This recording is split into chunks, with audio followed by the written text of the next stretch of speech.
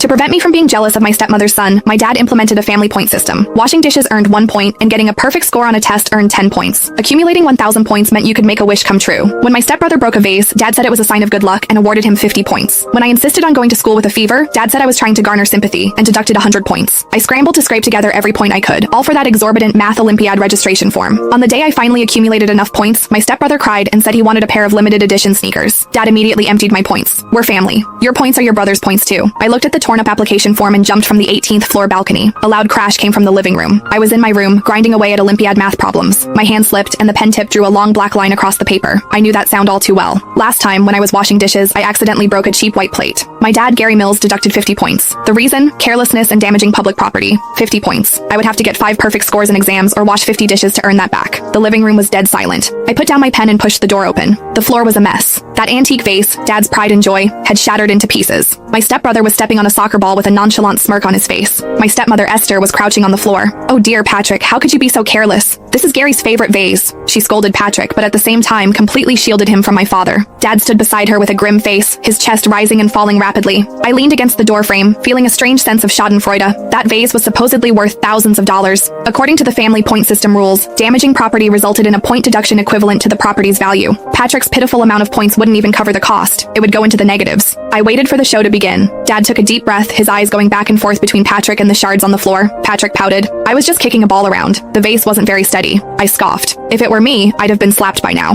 Dad glanced at Esther, who was already tearing up, as if they were a pitiful widow and a single child who were about to be bullied. Dad suddenly smiled. It's all right, it's all right. Dad waved his hand. There's an old saying, breaking a vase brings good luck. This will bring good luck to our family. I was stunned. Bring good luck? Last week when I broke a plate, he called me a good for nothing. Dad walked over to the large whiteboard on the wall. He picked up a whiteboard marker and wrote under Patrick's name. Patrick is energetic and brings life to the house. He broke a vase to bring good luck to our family. Plus 150 points. I couldn't stand it and rushed out of the room. Dad, the plate I broke only cost $5, yet you deducted 50 points from me. This vase is worth thousands, and you're giving him points? Dad turned around, the smile instantly disappearing from his face. How old are you, Myra? Why do you have to make things difficult for your younger brother? It's not making things difficult. It's about your rules. I pointed to the whiteboard. You said everyone would be treated equally in the family point system. I'm doing this for the sake of this family's harmony. Dad slammed the marker on the table. I'm Patrick's stepfather. If I'm too strict with Patrick, people will say I'm abusing him. I'm strict with you because I'm your father and I have high hopes for you. Don't you understand that? It was always this same excuse. To avoid suspicion, for the sake of his reputation, for optics, he treated his own daughter like dirt and his stepson like treasure. I can't accept it.